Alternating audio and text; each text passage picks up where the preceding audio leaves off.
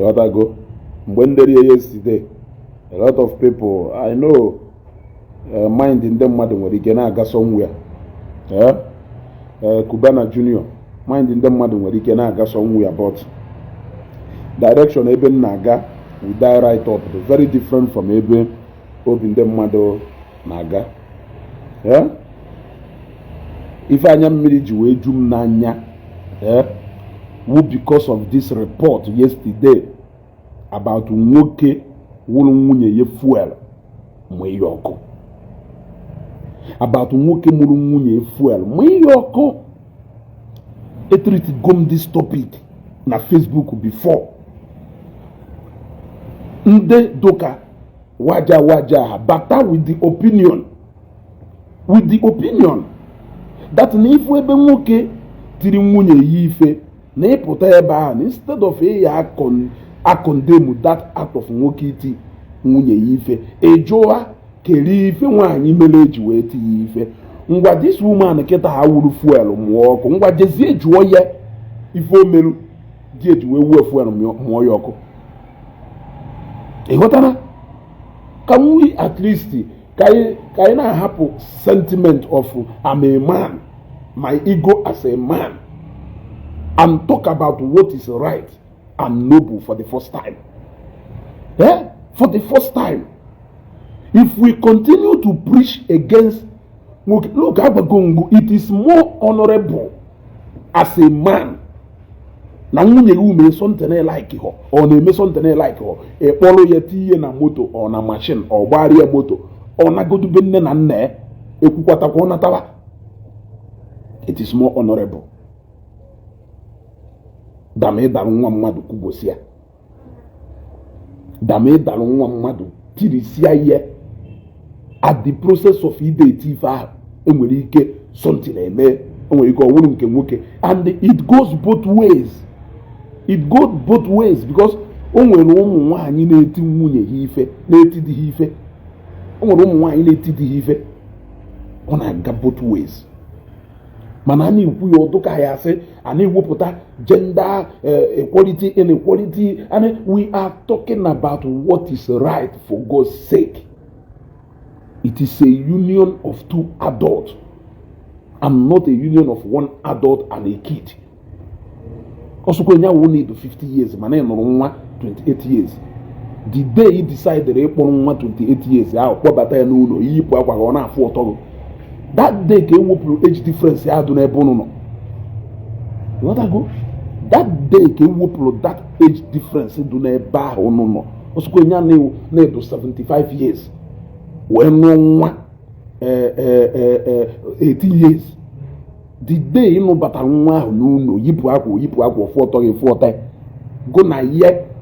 Now, what was the age difference here? I am not, however, promoting disrespect. Nebe nwoke, nebe nwanyi, not today. But I am telling you that there is nothing you can use to justify domestic V. Igbo Nation Palace TV, I greet you. There is nothing in this life you can use to justify domestic V. And during the course of this broadcast, this broadcast, I want you to come in. I want you to come in. Let us discuss something I know is more like becoming a social menace in our society. Every day, can a report of nwoke jimma bepu nwunye yonu. The other day, or a guy, as a gospel artist, bepu enye nwanyi isi because of a shitty on him. Or do enough, he bepu isi. Ongo muria, onwa ukowu. Is she your daughter? Yeah? Is she your daughter? Is she your sole property? I am asking you. Or property je acquire? Yeah? If she decides to cheat on you with another person, why can't you leave her and go to people who will value you? Why don't you leave her to go? Yeah? Is she your possession that you must try to withhold her to yourself, that if you don't have her, nobody will. I think it's time to kusiwe this thing to our people so that our people will know. Umuwoke believe that the best way to take charge of your house is by subduing your wife, na mayola, na control ye. I preach this message, laying more emphasis to gender umuwoke. Yes. Ama mi fe patalo na ebo on na follow and preach ifa na lay more emphasis on umuwoke. It's more like ebe and preach maka intimidation and oppression, and lay more emphasis to ndị nwere ego. That does not mean that no nwehokwa ndị enweghị ego. That is not to show that na enweghị ndị enweghị ego na oppress kwa mmadụ. But now na do more common among the rich than the poor people. And that is why Yoji Adoka has seen a born follow a rich man na a poor man no woku, or do call rich man to guilty because no shall call oppress and Belonye. So when people want to preach that message, they lay more emphasis on the rich. Or if I with name ebe nwoke and the one you know. When it comes to gender-based V, because now okay, in a move to show how superior and how powerful or supposedly do know, they will be forced to do it through physical, if I name, and before you know it, and let me say something here, because now. Ụfọdụ ndị pastor, ụfọdụ ndị reverends, ụfọdụ ndị fada, clergymen na-eso, some of them na-eso contribute to ife a na-eme ụmụ nwanyị. I mean,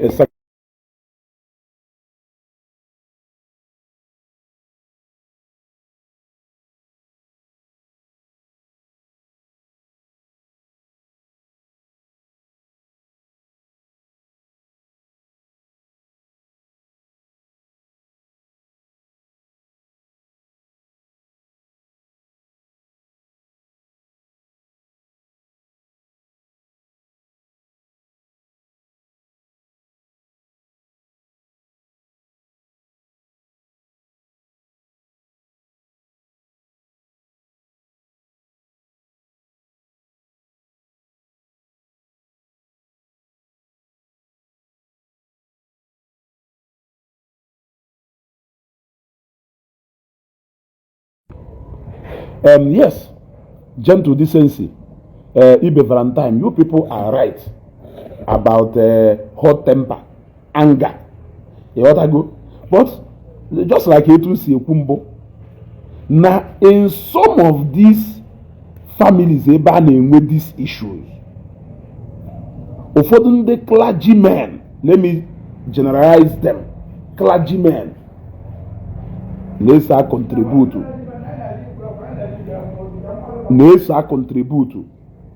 to ife nwata nwaanyị ya eji wee nọgido na battlefield wee luo ụbọchị ọnwụlụ. Ama reason m ji wee kwuo ife a. Reason m ji wee kwuo ife a wụ na in most families ebe ife a na-eme, eje na nke pastor ma o jee na nke reverend ma o jee na nke fada, a na-epreach so peace, si biri n'udo, si kpere ekpere na ife ya adụ mma. Nwee sị ka m nwere opportunity a wee yọọ ndị ụkọchukwu na ndị pastor na ndị fada onwe ha marital cases si bịarụ n'ọfịs ụnọ o wee wụlụ no involve physical abuse bikono to the best interest of both husband and wife. Advise them to go on separation for the moment. I am begging. Because a lot of women now confine the child, now either their spiritual father, either their spiritual whatever. Most of these women now confine it on them. They are mostly the people they keep running to. Look at what is happening. Then go wulu nangongwa a support her separation. Go wulu nangongwa a support her divorce. Go wulu nangongwa esuho na party. Ye are bringing an end to that institution, a blessing called marriage. You will keep encouraging her. You will keep praying with her. You will keep advising her to have hope that the man will change. If a lead go to untimely death of ụfọdụ ụmụ nwanyị or ụfọdụ ụmụ nwoke, more of ụmụ nwanyị than ụmụ nwoke, but ọ na-eme na both side, both ụmụ nwoke na ụmụ nwanyị. Ebe izizi mgbadoro ọkpa n'ụtụtụ a before ma gawa ebe ndị ọzọ is to address some of our clergymen with due respect. Ọwụlụ ha na marital crisis wee bịa na ọfịs ego as onye ụkọchukwu, as onye pastor, as onye fada, o wee wụrụ no involve physical abuse, domestic via biko, for the interest of both life of those two people not involved in that thing called marriage. Can you think about safety first before thinking about uprightness, righteousness, and no? Advise them to go on a separate ways. Patience Abbas Evangelist Ebukobi always advised to separate at the moment. Thank you very much. That is the right thing to do. That is the right thing to do. Amen. This broadcast before, a lot of people with so many opinions where they felt that no go na no na doka ya say na akwụ na the side of women, but that is not the case. That is not the case. The reason is because most occurrence in this, and believe me, to the greater percentage, this is not fair at all. Paul, imagine, although I say na the side of woman you go on, but that is a lie. I am generalizing it, but I am making it more. I am making it more na the part of woman working, because taking charge of your own house is not just all about maintaining peace and order in your home. If you think that you are the head of your family, you should know abstinence. You should know when to abstain yourself from unnecessary confrontation. And if you think you can no longer control that, it is more honorable for you to send that woman home for the moment. Let her parents discipline her. Let her parents be the ones to discipline her. Not you. Not you. Yes. If you think you are in charge of your home, then you should know when to take a decision like this, when to take a decision like this, and when to take a decision like this. So I can tell you that A to Z starts with you and ends with you. Believe it or not. If you think you are the one in charge of your company, you should know when to tell a staff to go and rest. We all know that staffs were right, even in their workplaces, because there are things here we may as their employer. A malone abuse go their right. But you should know how to manage your right and their right for the sake of peace and for everybody to move forward. Carrying with confrontation. I don't know if I am making sense. Because I continue now so this right. onye ka ọ ya analụ, onye ka ọ ya analụ, onye ka ọ ya analụ. A na-adọ ya ụmụnne anyị ndị nwaanyị na ụmụnne anyị ndị nwoke na ana n'elu ihe a. Ọ bụrụ na mmadụ na-akpụrụ ụla oteta họ, ọ na mmadụ pụrụ nwa asidenti, ọ na-agbagburu mmadụ, ọ na mmadụ rịara ahụ nwụọ, mana nke ahụ mmadụ iri ahụ ụfụ na ndụ, richaa ahụ ụfụ na ndụ wee nara onye ọwụ ezuzukwo n'ike. Onye ọwụ na-ezuzukwo n'ike. Permit me to tell you, ụfọdụ ụmụ nwoke monster, ha na-ekwu maka na m nwoke, ụfọdụ ụmụ nwoke monster. Ifu ebe ha na nwaanyị na-eme ife, ha na-eme ya with mmụọ as if nọ nwoke ibe fa ka ya na ha na-eme ife. That is why eji ha masị this thing ike na the part of ụmụ nwoke.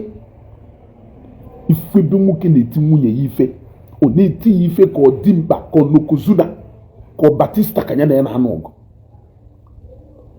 You know what I go? The reason why the responsibility of a failed marriage will always be blamed on a man is because you are claiming to be in charge of your family, but you only want to be exercising authority. You don't even know when to take the right decision or not. You think na everything therefore no, a commodity. So that is why I will be the first by sensitizing the man. Sensitizing the man, because that is where a perceived authority is more. That is why some men, when you see them talking on Facebook, you can imagine what they can be, what a woman yada pass it through. There are men who don't believe that a woman should even possess any atom of authority. But it's a lie. But it's a lie. That believe. How are we going to caution these men so that they will know that Nawani Hanolano is not a commodity? Ije gotana afia. Nwanyị nụrụ anụ ahụ shirt, ọhọ trouser, ọhọ shoe, or a human being. And don't think that na nongu nwezi right over her. Maka ife a wife na-eso okwu. Nwanyị a na-achọzi ka o gosego na ya control ya anyhow. No mmadụ ka ọwụ, na onwe ha right nke enwezie crash of interest, ọwụzie power tussle. Ọwụzie power tussle. Because na ngụ nwa chọrọ ka igosi ya no ngụ nwe ihe, no ife sọrọ ka ihe eji eme, no ntu osi sọrọ ka ihe si control ye. Nyanwa na-achọkwa ka ọ gwa gị na ọhọ a commodity, na ọhọ a property, na onwe right nke enwezie crash of interest. Ị na-ebi ka ngụ nwa gosi ya no ngụ nwoke nọ na ya. Ịchọzie ka igosi power ahụ no ngụ nwoke. Mmadụ anwụọ at the process. Na most cases where I follow ụmụ nwaanyị, most cases ebe I follow ụmụ nwaanyị bulu di ha, now where they perceive the husband to be cheating, the other wish in that place, or where they are trying to defend themselves, whether you like it or not. It is more ebe hafulu difa na diva na shitty on them, which of course na ma continue go na woman wine. If una digu na shitty on you and you see that you cannot stand it, that this is not what you wish or want for yourself, can you go? Marriage is not really the end. There are women who became more successful. They even have kids, yet they are not married. Yet they live and they are proud of themselves. It is only when you begin to think about what people will say, that is when you will deny yourself a chance to be happy in this life. I am not promoting single motherhood or single fatherhood, but I am telling you that there are some things that is better avoided, prevented, than managed. Marriage is one of them. Marriage is something I have seen that you can never manage. The more you try to manage it, the more eke iyade bu onwe go n'aka. The more you try to manage it, the more eke iyade bu onwe go n'aka. Yeah? So, I don't know who cares to listen, but I think people should start sensitizing our people more, because the rate in which nwoke jebu nwanyi na nwanyi jebu nwoke na something that is not by force, something that doesn't have a consequences by law if you choose to remove yourself from it, if you choose not to go into it at all. Nobody is ever going to prosecute you in any court of justice. Something you know that you have a decision or you have the right to control your emotions. I don't know how difficult. Everybody must not get married. If you lack that understanding and tolerance, do not go into it. Manage it yourself personally. When you feel you are matured enough, you can now get into it. You cannot manage, try, you will change him or her. There are things you can never change. If you have not made up your mind to accept this and live with it, don't even think that you can change it. Your continuous effort to see if you can change it will either result to one of you going under the ground. I suppose was in the way much issues on marriage, because onwere ibe ya awuko to shi ikpe agbagali gido half was ka ha yesi we nye judgment in that case, because of how complex or complicated that case is. They will go back to their archive. They will go and give that judgment citing a similar judgment that was given elsewhere. They will give that judgment referencing on a similar something that happened elsewhere. That same judgment. So marriage will know a cause and I go. I believe now when we go more than 5,000 or 20 million people graduated from it, either in a bad way or in a good way, in a half bad way or in a half good way.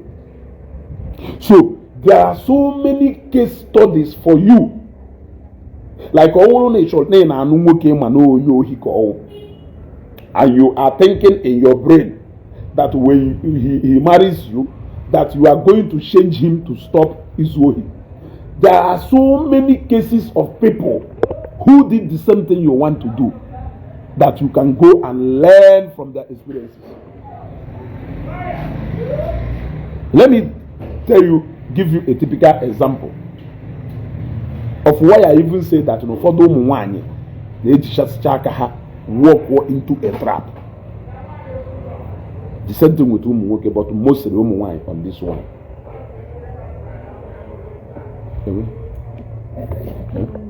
Okay.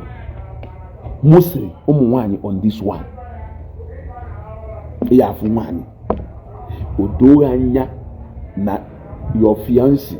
Wave fukowo. Even na gbawe ofu geri enweho level 1.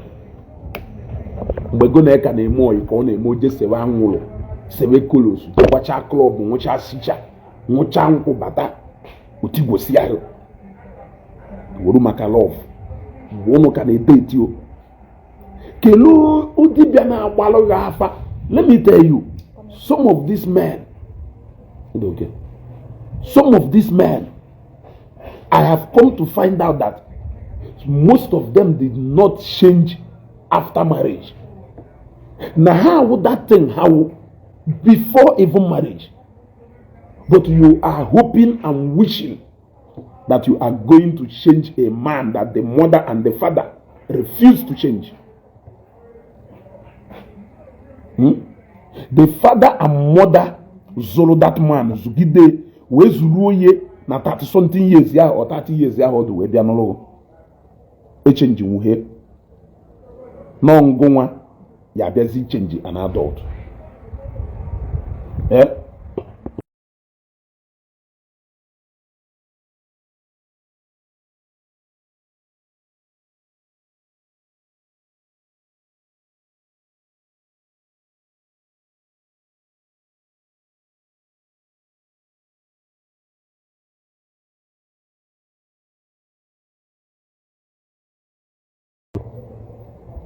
What I go? You will honestly think that you are going to change an adult. Onye nne na nna zoro.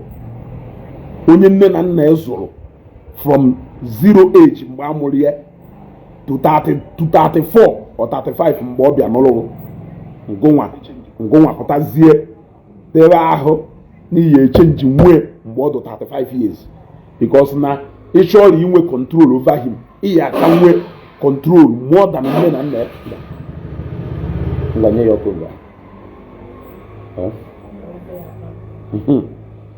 ịghọtago nne na nna ya ha amụrụ ya bido na nwata zụrụ ya mgbe ha na-escold at him mgbe ha na-apịa nwunye tarị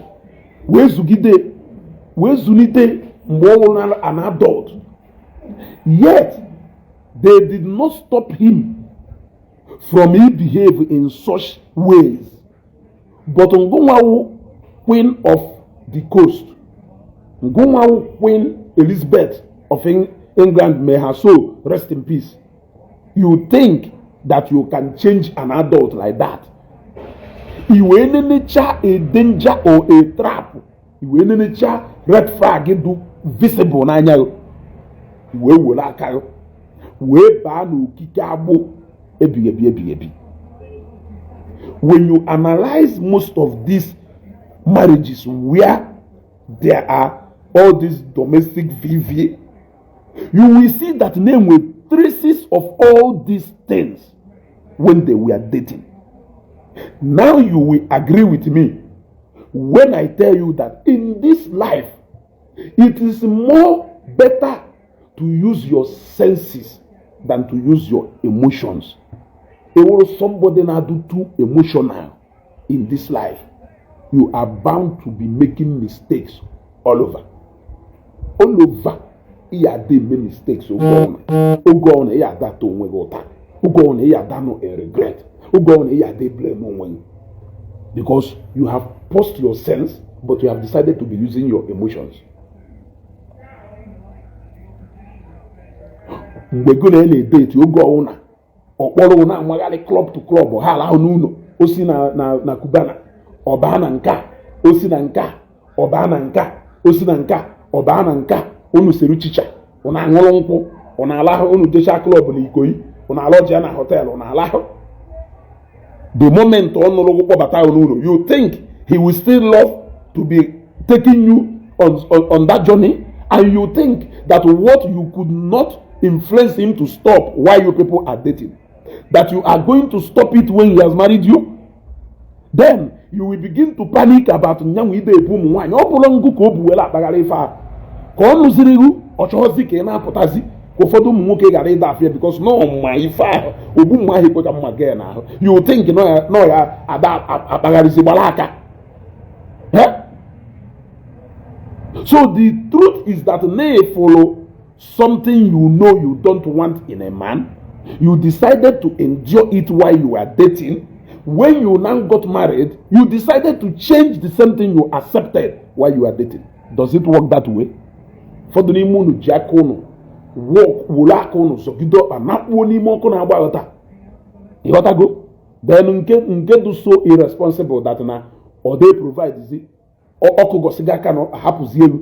Ije na petit business ya hi na-eme gbagarịta were ego bịanye ọ bụrụ ife ị na-eme bifo ununo ọha ife unu na-eme ọkwụgharịcha pụta ọkọrụ ofu akụkọ ije zụta ego mma onye ije zụta ego mpa onye ije yọta nwanne nwoke ego nye ọ bụrụ ife ị na-eme bifon wee nụọ ọ bụrụ na ịtụ comfortable mgbe ị na-eme unu wee nụọ why are you not going to get comfortable with it mgbe unu go o change go from the same man go na update I'm asking you.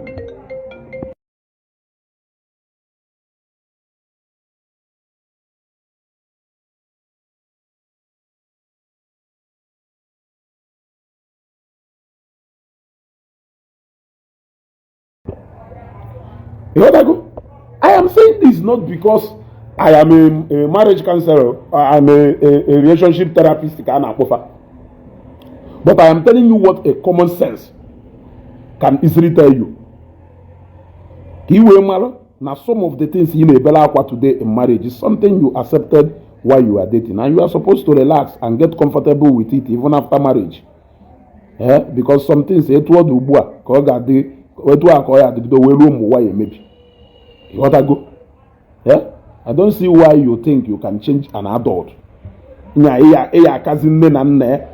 we use the kind of influence. The influence our parents in a way by no. Then go on okay. One or on a club ki polo. And then buy the body in a club. Ono no ese Igbo. Ono no ese kochisha. Ono na aṅụkọ whisky. Inuzie no bata n'ụlọ. Ichozie ka ọwụlụ mgbe aka ya akụziri how to be a responsible woman. Itiwezie ye. Because na ma track record ye. Before no ye. Suspense and efa ejuzie yu n'isi. E monitor bazie ye because na ma ebe follow ye. Na maka njọ ga ajụjụ. Ụdị nwaanyị ahụ ị na-achọ ka ịtọ nọ ya into. Ọ na ịma ebe a na-afụfa. Ụdị nwaanyị ahụ ị na-achọ ka ịtọ nọ ya into. Ọ na-ese chicha. Ụdị nwaanyị ahụ ị na-achọ ka ịtọ nọ ya into. Ọ na-ese Igbo. Ụdị nwaanyị ahụ ị na-achọ ka ịtọ nọ ya into. Efuru ya na club ebe 12 in the night. Ụmụ nwaanyị one ịmada etu ahụ ị na-achọ ka parents ha nwere ike ịhapụ ha pụọ out n'ọrụ out even 8 without confirming where they are. Nwaanyị ya wogo ụlọ ikpọ na ya ọmapụta ụnụ alahụghị ọka ụnụ alahụ Owere ụnụ alahụ Owere ụnụ alahụ ebe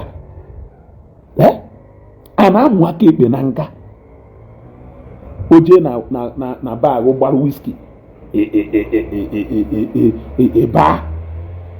eba mana whisky mana ọ na-eme ọṅụrụ enụcha ya ọdụ ha anyị mgbe ụnụ na-awe like ya ihe unu wee na-emelu ụmụ okorobịa. In fact, useful exuberance both of you unu merie together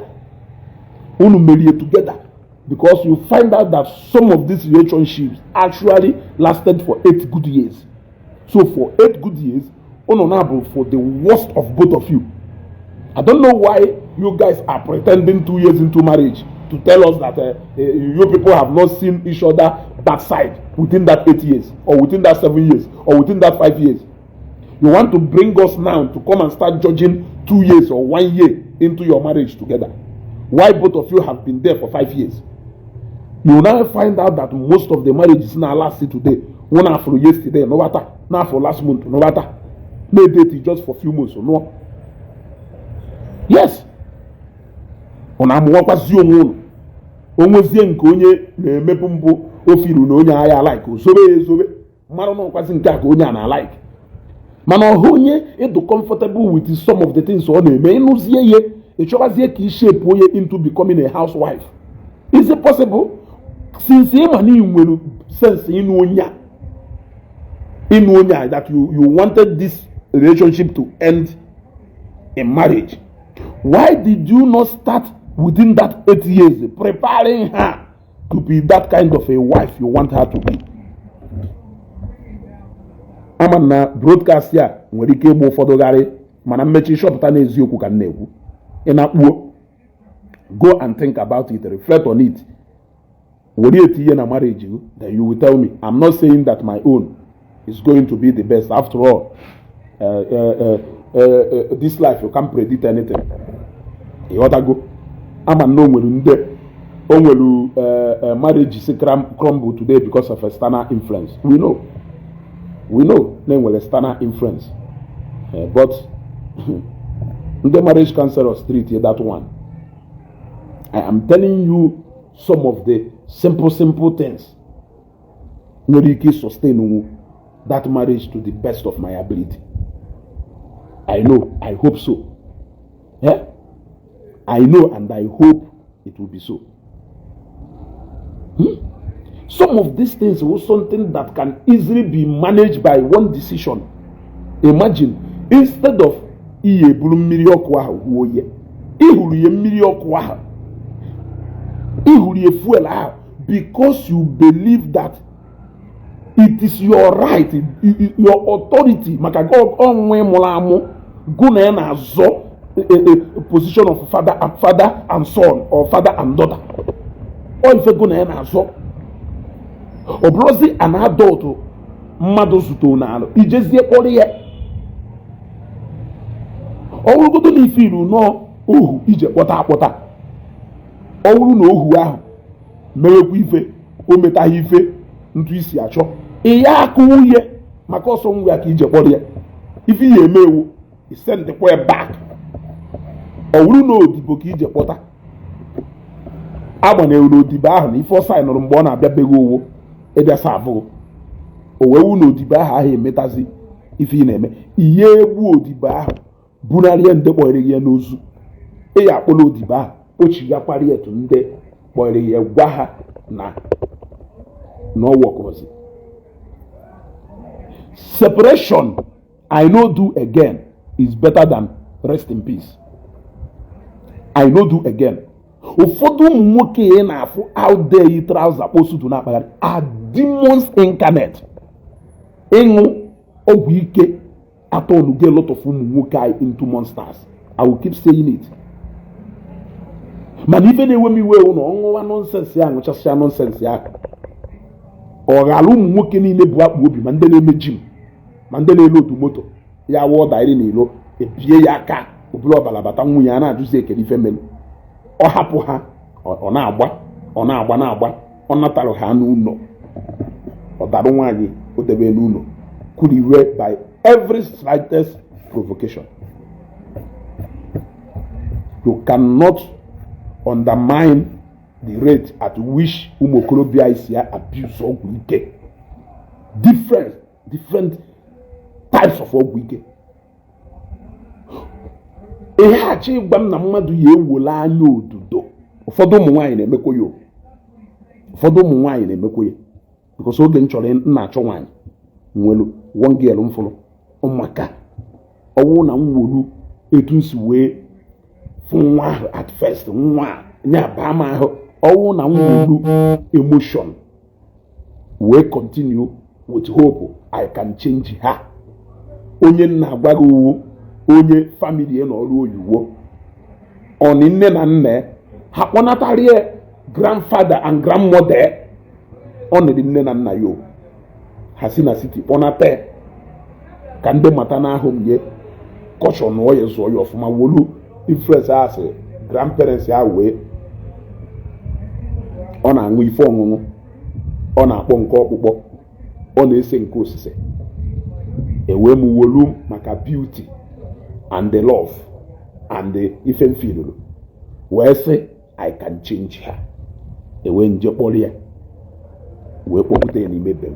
O nwere ike ka kịta ọ ka egbugbo m because oje chisebe ife a sịchasịcha ife a bata anything upset ya si fọ ya dachi ọwụ but ebe nna a na-adụzi shot wụ na ha mechaghị ife ahụ ofu ha n'anya mbife niile ahụ ha sịrị onye jewolu mma mwapụ nne ya isi mwapụ nna ya isi mwapụ nwanne ya isi 70 or 80% of those people emeghowu ihe n'anya odudo were aka odokwuwo nwunye ka nkwụchagodo maka ụmụ nwoke maka nke ụmụ nwaanyị wee motion mostly ụmụ nwaanyị wee motion. That is why we keep preaching to ụmụ nwaanyị to learn how to control their emotions and replace it with a reality. This man can never change. Since you know that he can never change, you have two decisions to make. One, to either stay and endure, to accept, because they said what you can't change, you accept. If the desirable is not available, the available will become the desirable minus domestic VV. Every other thing you can, for example, every other thing you can choose to manage, but all hana na akuhife the emotion won't ya control emotion. Okay, I am here now for my children. Let me focus and train my children. Now motana nwoke mota nwanyị or na ma motana nwanyị or na ma motana nwoke can tizie effort so ụmụ ka ụmụ wuzie the reason nji wee be na compound that. Let me forget about this man. No ozi for ya dey mem nwere ike ide emezi ma na ma do too emotional. You can choose to take that decision. Na ọwụrụ ha nwoke aha kpakata ike tie gị ife ma kwa ihu in a way ihe esi wee fu danger. You can do that. You can do that.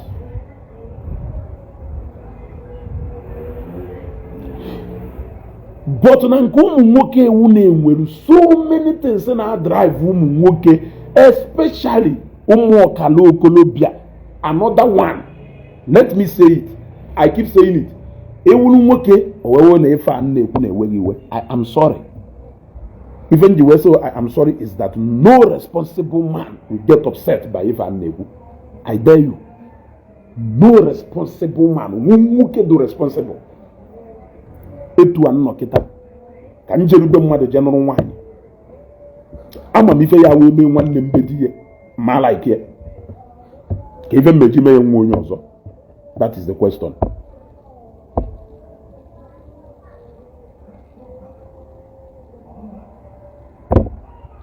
Ịghọtago?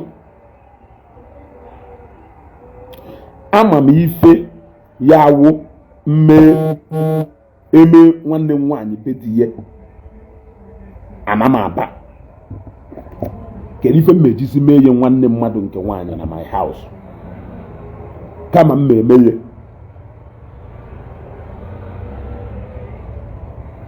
Kama m eme ya akpọrọ nwaanyị ahụ kpọnakwara ndị be ha ụbọchị anyị kwekọrịtara ọ natawakwa. Ụbọchị anyị kwekọrịtara ọ natawakwa ka ṅụọ na mmiri.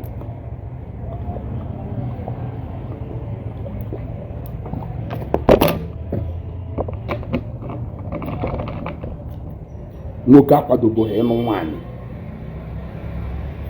ọ na-akwawe ya jee nụọ nwaanyị na ọgbọ ya anụcha na nwaanyị.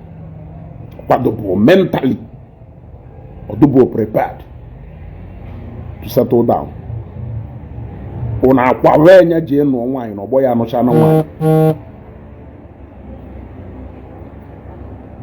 O wee wolu ka o wee jee mee ife ọgbọ emelu.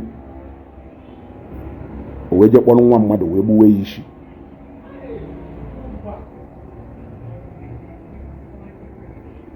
Ọ kpọrọ nwa mmadụ gbuwe ya isi.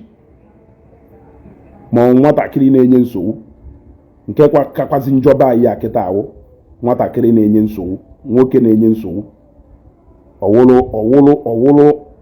ọwụlụ akpụka nta ana nyeru famili ya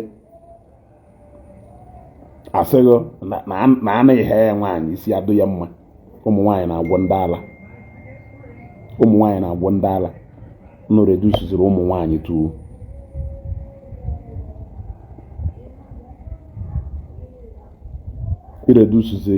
Iredusiziri ụmụ nwaanyị to ịgwọ ndị ala.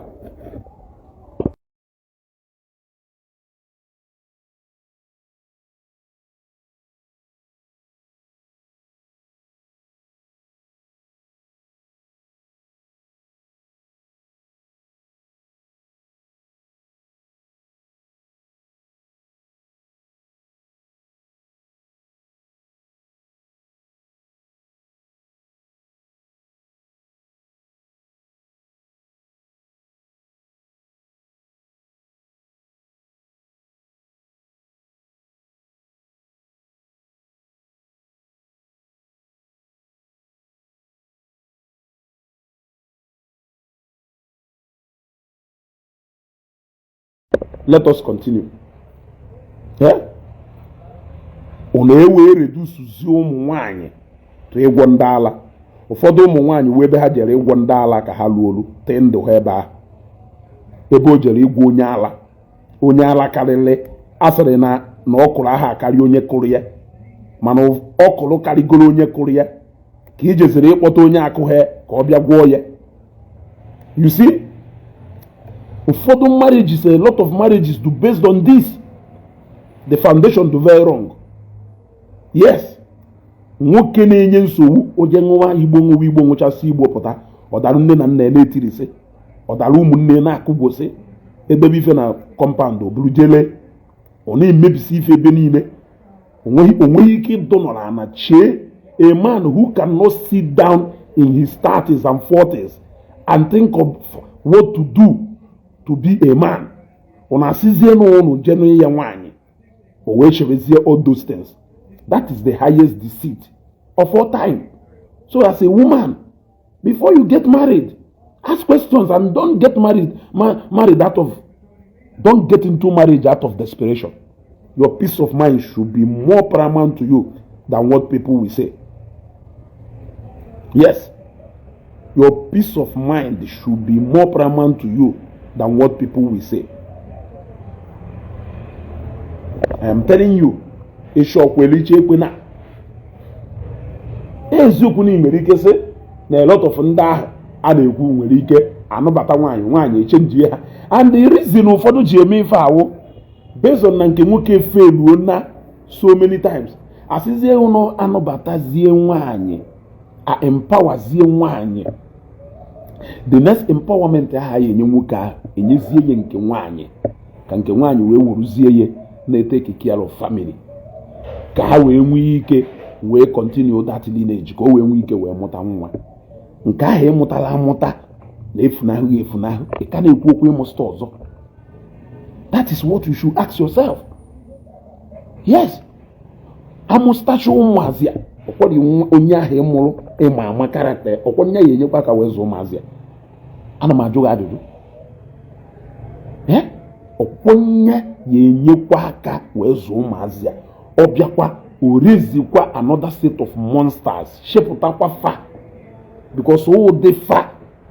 Ụfọdụ n'ime ndị a na-ekwu uwo nwaanyị nwụnya ya ada eje n'afịa mgbede na-ele plantain, na-ele ụgụ, na-ele azụ ọkpọọ, afịa nke apụta na obulu na-ele, were enye dimkpa mmadụ nri n'ụlọ, were enye ụmụ ya nri, ọ na-etikwa ife n'elu ya, o dechakwa bata upon that ọ na-achọkwa ka ọ nọrọkwa control of ebe niile, ọ wụrụkwa iyi dọlụ. O nwedoro ụfọdụ ụmụ nwoke mụ ife, afụgo m ụfọdụ ụmụ nwoke nwunye ha na-esi nri afịa, ha chọpụta na ife ha na-eme na ọ baghọzi ọfụma, na nke ahụ nri afịa ahụ nwunye ha na-esi nwunye ahụ ife ka a sustain family. They humbly joined their wife in a humble way, nye aka na organize business.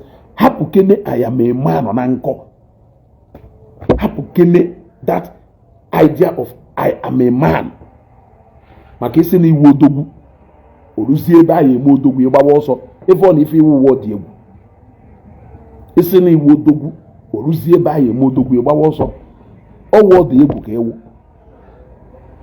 Ha ruo join nwaanyị in a humble way, happily nye na nwaanyị na-abịa oduru onwe ha empire ha, ngụnwa nọrọ na-achọ unnecessary authority enweghị isi, ịpụcha apụbata n'abalị around ebe after 9-10 wee gwazie nwaanyị ife ihe eri ọhọ nke do.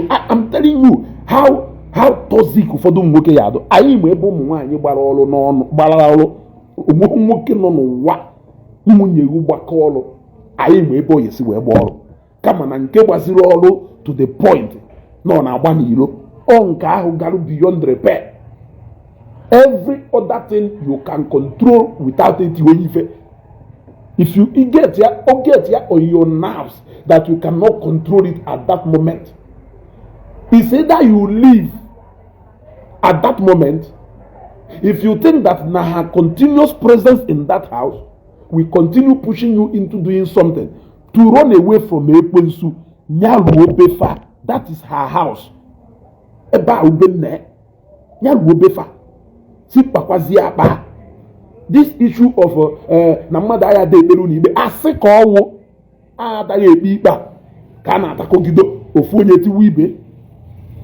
Rather, I will tell you, go to the right people. Yes, onye ka eji sịkwa eche ịnụ nwaanyị nụọ nwaanyị ma na nne ya na nna ya dị responsible, because na ụdị okwu ahụ pụta ọkwa ife ha ma ka ha eji wee advice nwa ha nwaanyị. Ụdị okwu ahụ pụtakwa.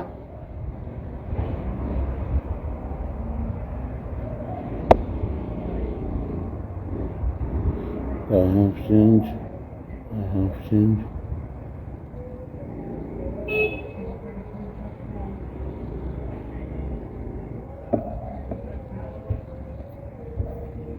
Okay, I'm on a live broadcast. Or measure live broadcast. Can I discuss on a phone? Oh, you got to go. It's no one. No one na family do responsible. Because no do kwa apota. Onu obenne na nne, they will speak senses into her. Manije no one na family nne na nna wo jaguda. Okwe wepụta. Nne na nna ewe hapụtakwa ọnwụ na ife nwata nwaanyị mere obi njọ ha na-abaile ya aja. Ha na-abaile ya aja. Inwe problem n'aka. That is why eji wee gwa love is very important. But love is not just the only ingredients here that I consider before you get married.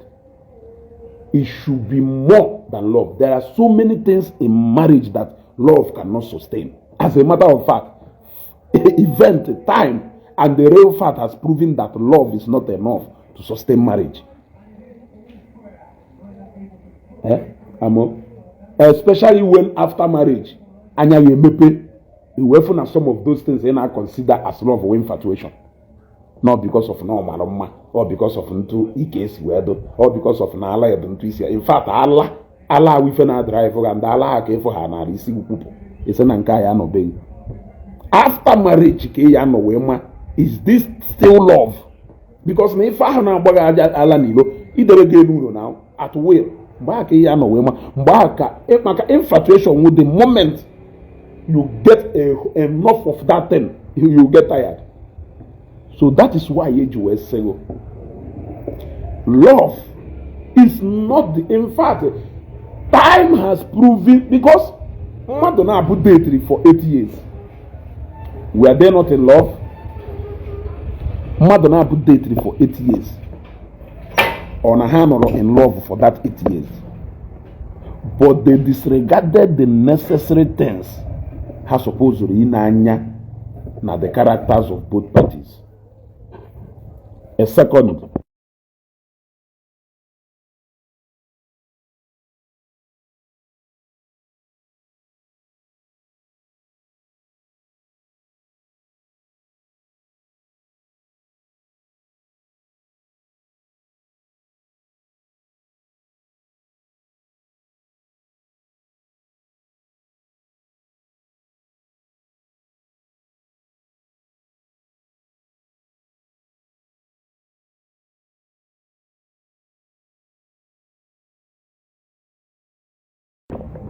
You got to go. Ushenna Oheri, I greet you. Alisa Travels, I greet you, Alisa. So, it has proven that love is not enough to sustain marriage.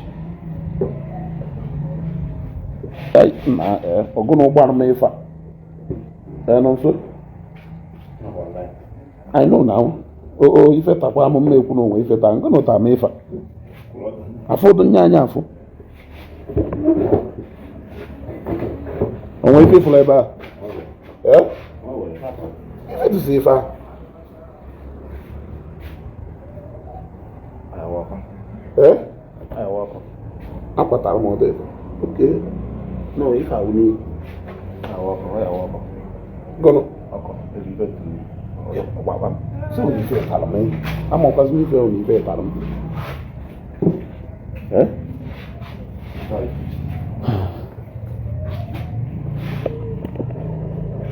Okay. Let us continue.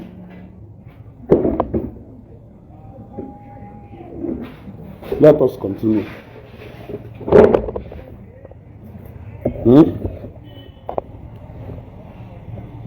Within that 7 years, unu na-date, unu na-eme love, na na-enwela aṅụrị, unu ewe disregard ya, the necessary things you people should be studying about each other. Ụfọdụ n'ime unu ozi mgbe anụ ọrụ 1 year into the marriage, ọkpọtọwazie, ị na-ajụzi onwe gị, mmadụ na-abụọ na-emelu ịfụnanya. In fact, I can tell you that over 50% of people date longer time before they get married. In this present age and time, I know, marriage here did not go beyond 2 years. It is a fact. It is a fact. Eh?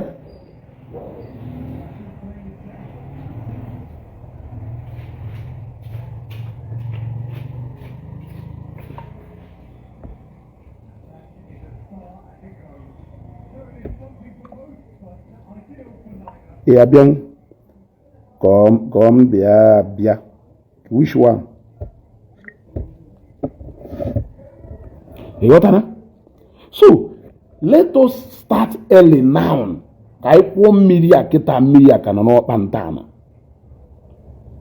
Before it gets out of hand. A lot of them have gotten it wrong. Know the priority of why you are going into that marriage. If why you are going into that marriage is because of money, yeah?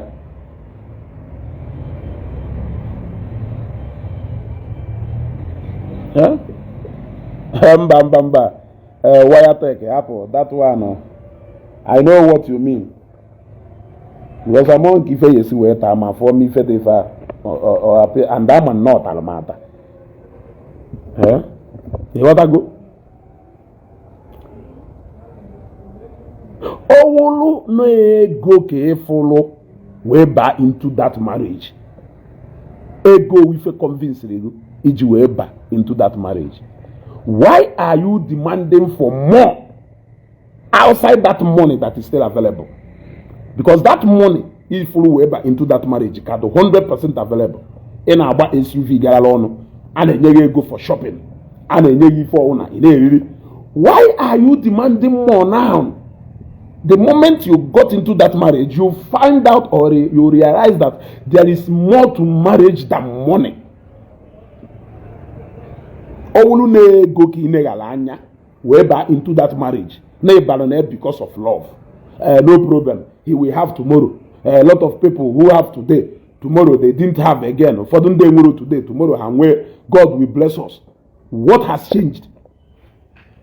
So let us get our priority right. Then we go a lot of marital experiences enough for you to study before you get yourself into one. And I find out that while you are swimming with that fantasy or what Ijasheba into that marriage, there is no level of advice that you can listen to. You can only start listening to that advice after if I fulana 1 or 2. Some of them one you draw one you tell get a draw.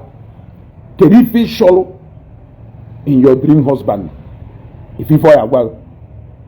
If I get that call you Nedanya, will I show okay? Will I show the Ufodu Muka? If I call you Nedanya, which one? The moment on one you more they will now realize that there is more. How can you now start looking for what you don't want in a man? You saw clearly that did not possess that thing, but what possess the vision. Ibe Van Time Dalo, I greet you. How? Ishowoke native man ife. Ishowoke river. Onya ife nacho. You said you want a man who is, you want an Odogu and not Odiebu. And God will know Odogu nyegu. Mana n'ime odogwu ahụ nwere so many packages make up odogwu ahụ which you did not care to find out.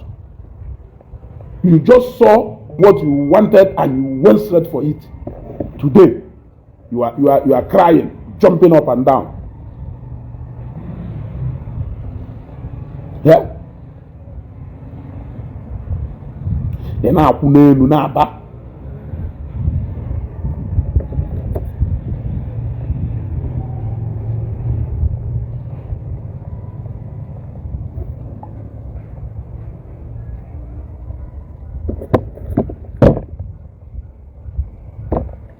Let us respect marriage and respect it as an institution. Or before you get into uniseek, there are so many requirements. There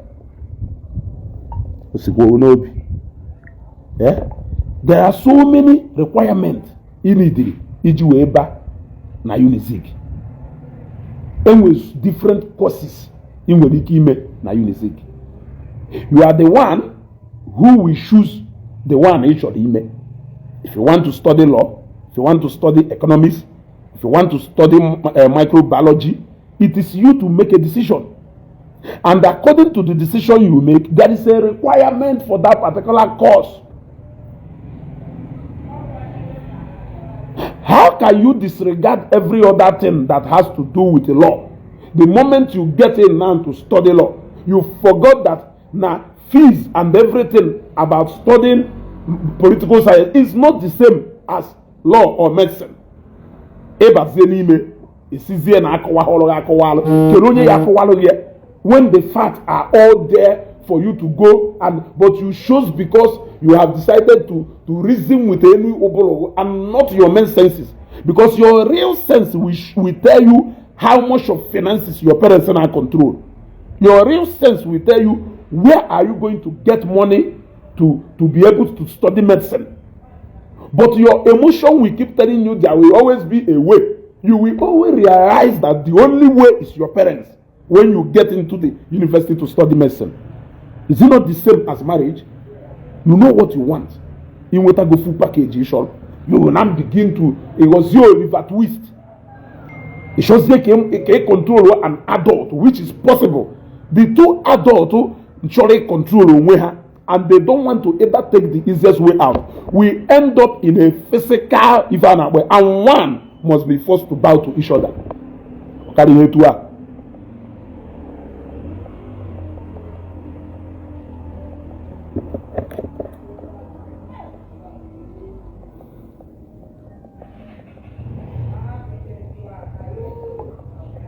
Yeah? We are abusing marriage now as an institution. Mmadụ na-abụ na-eji anwụ Igbo n'ofu bọnkụ n'ọkata ṅụwa Igbo na onwe ha anya ekwuo sinje wetalist bụ ụnụ.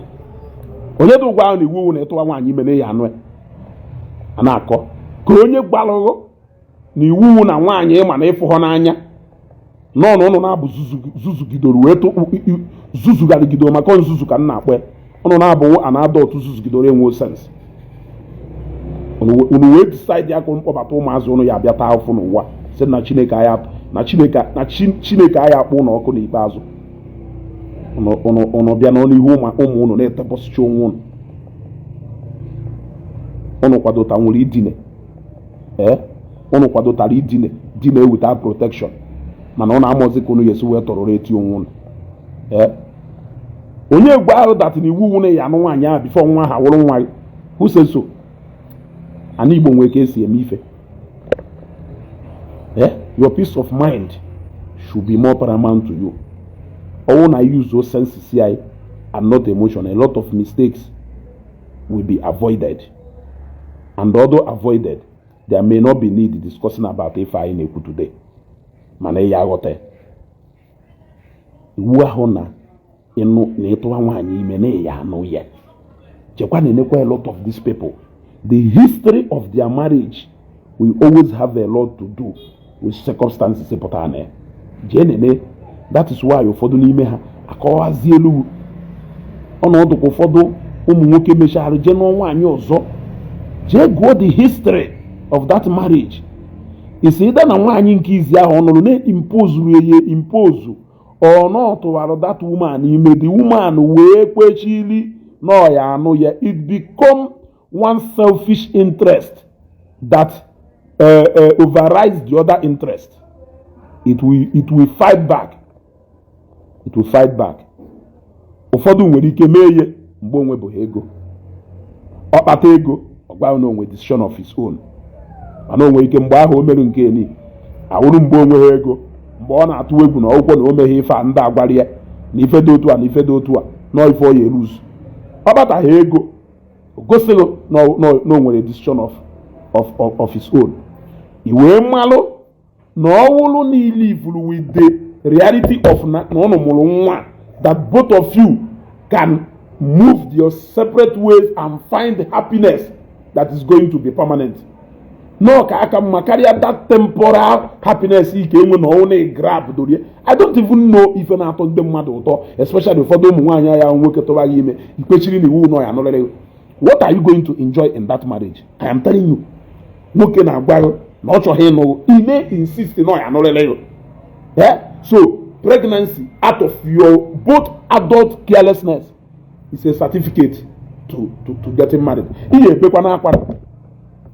Because every day a lot of problems here n'ụwa.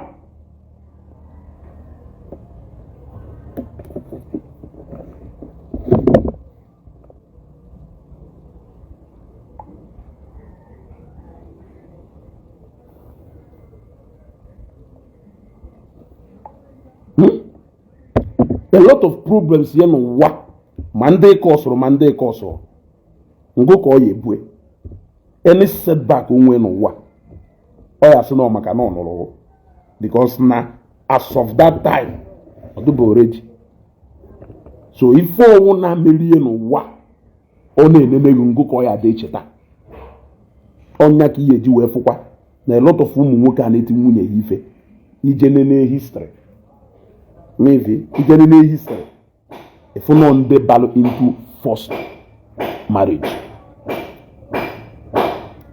A na-agwa ya ị na-edu provoke. Onye ka ị na-abụrụ provoke? Unu na-abụ mere mistake.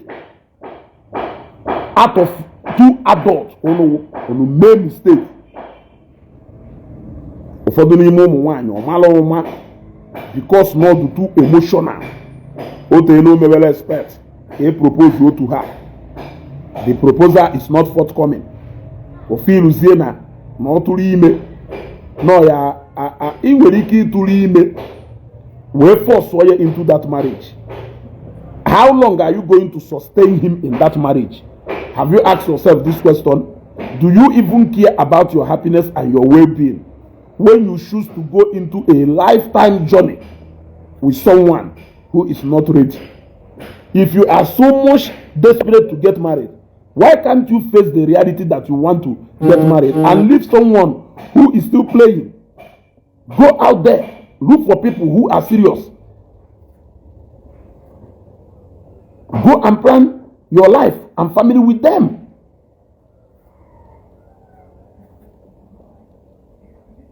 Eziokwu ya like here. But let us look at the foundation before we start talking about the causes. I mean, before we start talking about the thing itself. The foundation is very, very important. And I am telling you the foundation of what is happening today. Itresi anụkwa ọgụ anụkwa ọgụ a. Ifu na ụfọdụ n'ime ha nwelu anụkwa nwaanyị ọzọ anụhọ. Ifu na ụfọdụ n'ime ife a nwelu okay, remember the time ọ na-egwu na parents na-decide ụmụ ha nwaanyị ha ya anụ, nwoke ha ya anụ.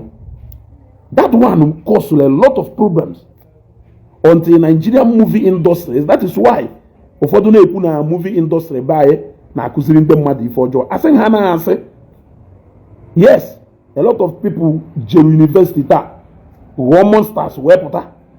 Ụfọdụ jee university pụta a better version of who they are before they get into the university.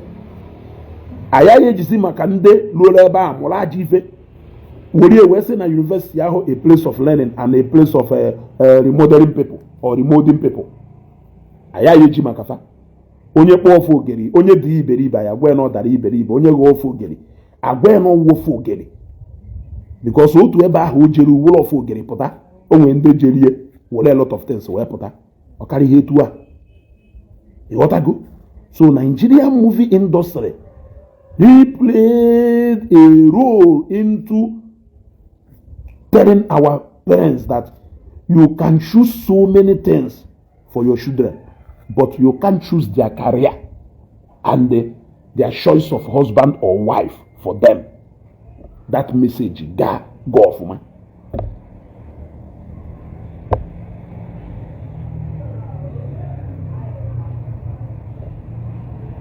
Mana ajụrụ ngosikwa n'obi si mba na ọ bụrụ osi n'obi na ọnụ happy now. Ọ ife nji wee na-ajụ gị ọ pụwo mebi na ịchọghọ ịghọtago. Yeah? Ịghọtago? There are so many things.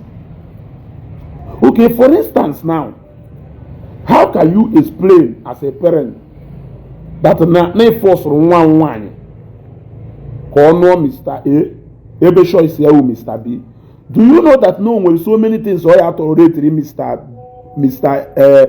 B in marriage? Ọ ya tolerate Mr. B, Mr. A who your choice.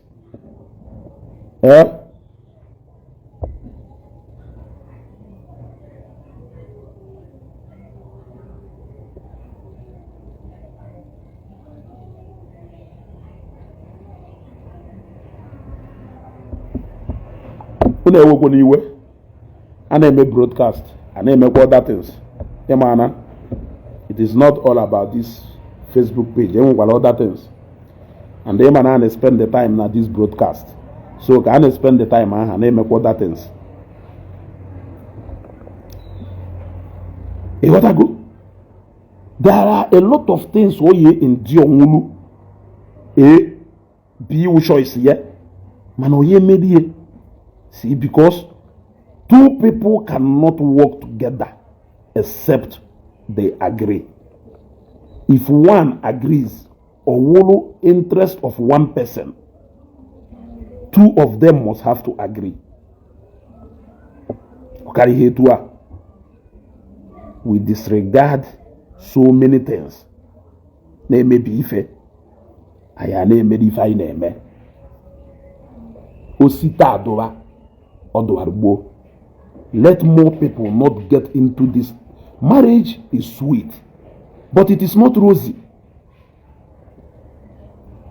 Marriage is sweet, but it is not rosy. These are two people who grow with different priorities, coming together now to pursue one thing. There are so many things you have to consider before getting into it. Most of it all is that you must be ready. Ofife na-eme na marriage adaga n'elu lack of readiness. I want to do because other people have done. That is not what marriage is. You want to get married because na ndo ogbo ni na anocha na di. You want to know nwanyị because na ndo ogbo ga anocha na nwanyị. Nwunye emeka ekuru na nwa. If your sole aim of getting married is to get kids, who told you that you cannot get children without getting into marriage? I am asking you. The moment woman has a buy shoptal, that na hire anato onye go without going to Malaysia or Philippines. Woman has buy one ke na afuko go na na struggle. All in them will go na nazi Philippines. Talking and do to ejebiri. Mana nde kana ashu ego ashu na no sila Nigeria eba. Na amatakwa that money. So it is same as marriage. Who told you that without a pastor declaring you husband and wife that you cannot have kids? Yeah? Who told you?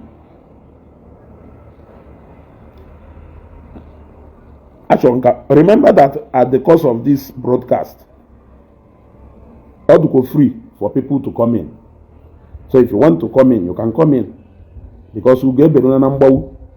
I think we will be dedicating some time to discuss this, because I believe that while we are discussing this, people will be owning in a toxic marriage, especially the one you know that the foundation wasn't smooth, that the problem see from the foundation, it is not ending anytime soon. A lot of women di na-eweru iwe maka na iji afọ ime wee kedo ye ọdụbụghore dị ịnụ nwaanyị. Ọ na-frustrate iwu ka isi bee pụọ isikwa na ya nwụrịrị ebe ahụ na ya ịma na ya nwụ ebe ahụ na nyanwa na onwe ya echefukwa na enwe ojebe nga, because this a na-ekwugherikwa ife niile ọkwa two people ending their career. How can you want to end your problem, then you go into a eternal problem? You want to end your problem, you go into eternal problem. You go into eternal problem. Ụfọdụ ụmụ nwoke parents ị na-azụ nwa gị, ọ na-azụkwonu nwa gị na ọ ya emecha biri wite onye ọzọ, because ọ nwekwadoro ka ụfọdụ n'ime ụnụ si azụchasịcha nwa, anụ dị onyebe nsogbu, anụ nwaanyị onyebe nsogbu. Ịghọtago? Ya ada azụ nwa na-azụ nwa na-azụ nwa na everything must be all about ife ọchọrọ. Everything will all about ife ọchọrọ. It means na ihe azụ onye ahụ na ọ ya enwe room to tolerate others. You get it? Like during the time I na-eto, there was a time up to my mom mụrụ nwa last na 1992 ka a mụrụ last born I then I were do 6. From 1992 to 2001, that was when I mụrụ nke a na-akpọ atụ anya ka ọwụ foji wee wụrụ atụ anya awụ na obere nwa anyị then. From 1992 to 2000, is it not how many years? It is 9 years or 10 years. If obere nwa anyị then ji wee tọ atụ anya ahụ ụzọ obere nwa anyị kịta. Until then I do 6. Mo the only son. Mgbe ahụ the only son. My dad ya had that like ka eme n'ife mmeji wee ebe akwa. Ịghọtago? But my dad is quite a disciplinarian in his own way, but there is always that space na mind here that na ọchọghọ ka do to no move with nwoke then now. But my mom, my mom we kwekirikwe igwe. And I thank God for that kind of training. Imagine what I would have become today. Na ọwụrụ na ha na-abụ join nụrụ aka wee zụọ m ka ofu nwa nwoke mgbe ahụ mmebichana, because my whole life will be all about what I want. And if what I want I always get, how do you think it will get to a time when you will now decide to consider even the part of others, to consider the plight of others, to even reason and see people and know that those people will only the way they also want things to be done? Because that time you are living in the midst of people and they are making it look like you are living in your own world. So you are definitely going to grow up like that. My mom, she did it intentionally. That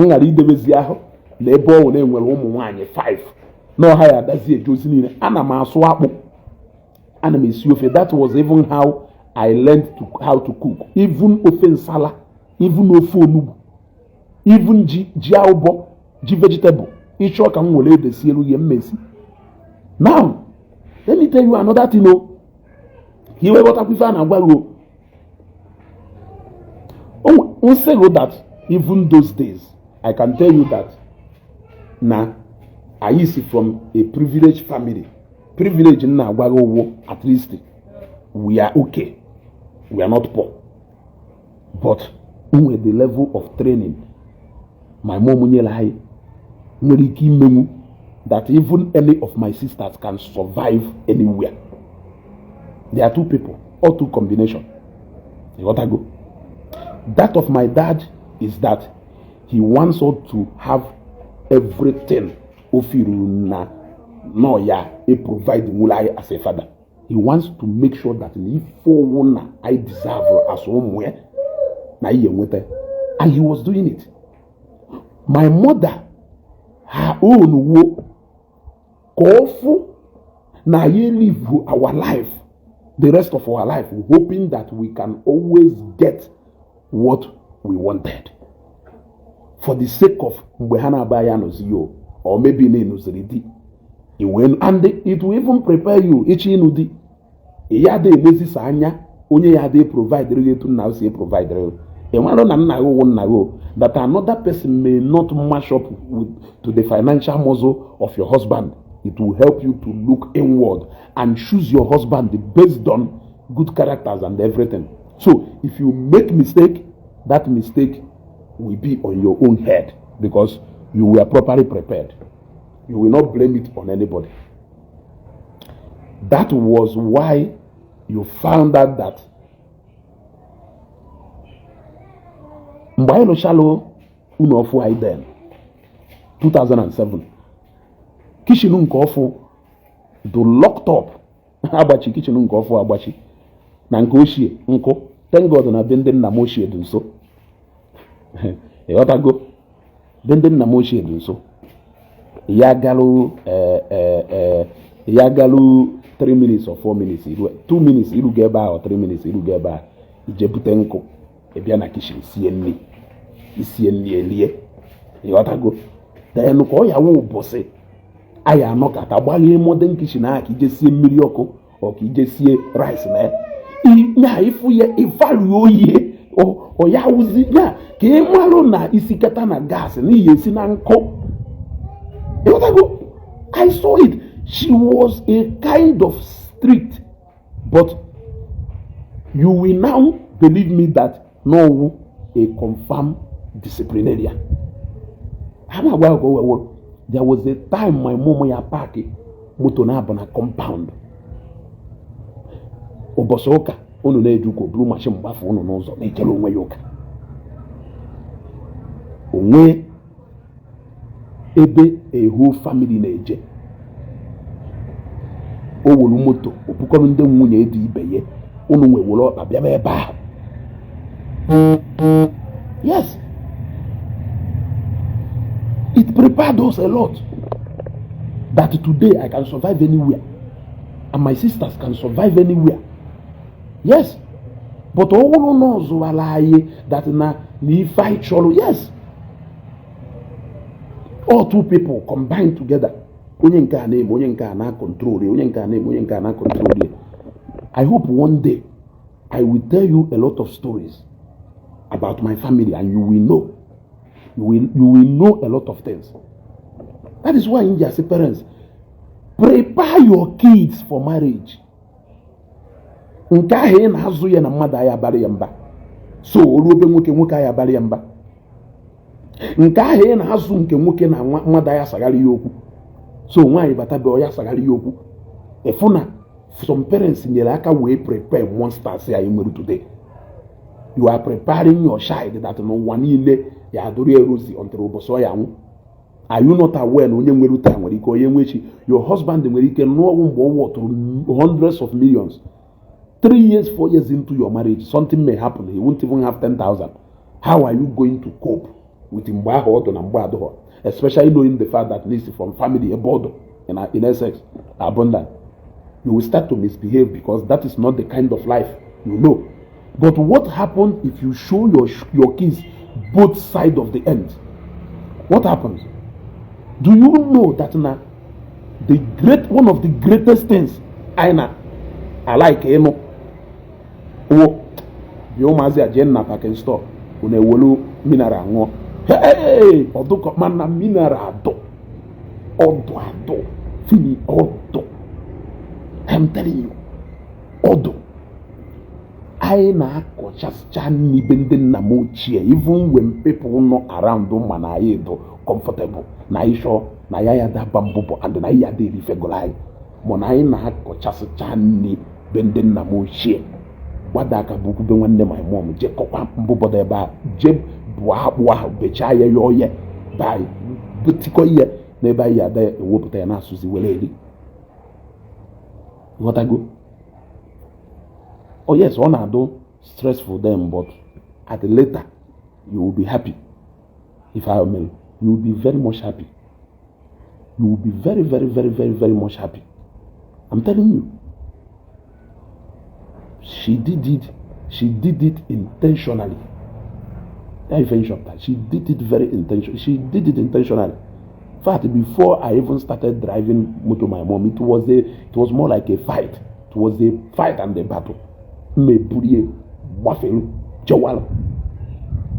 Because me gan one only ozo yare abia money do kan wo motor ga je obiye oye biye okunume oye biye in order to another person dey biye say that compound po in order na na anya you go only dey na prepare ki we malo na you don't have to get comfortable with driving. Because no man that there will be a time you will get comfortable with it. It was either on 8th of January. Mona, my friend, the Chori Jeberia. Ngwenya bia bloom. Osim makagono. Isaya bia bloom na macho Igbo moto. Even kunobin that day. Moto yahu ezuki ni mo ogodo. Ejen shopta ni mo ogodo ha worie ezuki na enu wardrobe. Ejen shopta ni hu na enu wardrobe worie. Mburi epu apo bata ana apia the same nono. Okwo the same motor to at my disposal now. Ụfọdụ edebe nya si mmadụ bịa buru m. Ụfọdụ edebe nya si mmadụ ewo machine pụọ. Even machine nya debere since I'm even master himself. He bukwazi machine ahapụ apụ. Fọwazị motor. So these people know when they are giving you that kind of training that lebo no so lulu no ni serwe. They just want to prepare you. Imagine those days when they make a chapa about 5 akudona, but a lot of has grown up without knowing that. And they will a parents room way to her. He actually the best for them. He has the happy 5 nakohana wana ya piuha. Relax ya because they can come back at any time. They can come back 8, 9, 10, 11. Even ana panikiri kere befano. Hey, kere bana na fubo kwe ana pokasi phone. Yeah? Me tell you. Some of us grew from family where we have plenty. But now, my mom may lie in such a way that now I have for that plenty the way it is. I had a million deal, no million guy he deserve, guy he needed at that time. Guy he needed at that time. Yes. Emmanuel when night time for no will. Emmanuel when night time for no will. All two called to here. Food no non kedeba, food no non kedeba. One of those building have to go. Or a board wa. So ki we Emmanuel when night time for no will. Ndi ilo na be a make call on a man. In fact, my uncle, one of my uncle, nke told my dad the Gion, we wash nke. Or we look ye before. Other people na be zako on a but I want. Eh? Or maybe my dad well, he just and on a ring. Onye power. Onye power. Can you that power? Eh? Only the kind of fear he has you only. I want to say something about Mbaya way pochapo. I shut up when you find a quifa. Necessary causes of this marital breakdown and way today. Some of them can raise gasero causes here. We na ụfọdụ ụkwa parents na-eji aka ha zụgbuo ụmụ ha maka ife izuere nwa gị n'ụlọ ka ọ ya ejebe die. Ife izuere nwa gị n'ụlọ ka ọ ya egosi nwunye na ọbata maka ihe etu a ewe gwa anyị mgbe na 5 kudo. In fact, let me tell you, oge Japan mate pụtara ofu egolu Japan mate my mom met 50 brand new then ọ ka bụ ụfọdụ naịlọ na ya wee pịa ya na-apịkpọsị ya na-ewu mgbe ahụ anyị nọ be nne m ochie my dad wee bata wee burie be nna anyị ochie dị nso wee burie wee bebe nna anyị ochie that day anyị wee fụ that man Chigozie akụ na-eme daalụ hinne anyị wee fụ but before ka m hapụ ịda adụ distracted enwekwa reason nji wee raise this thing but ka anyị na-aga forward now i wee fụ n'ovi zụrụ ụmụ nwa ụpụcha ife nji wee chọọ ka m reziere umet ya ahụ na ọkwa ịma họnụ met ya ahụ anyị ka ebe ọwụ na manụ na họnụ met ya ahụ anyị ma ifu n'oge my mom nya Vespa ka nkụ bayi because ndị nwe Vespa bayi mgbe ahụ ka nkụ ma ndị nwechara ebua maka onwe ka Vespa ha si wee bịa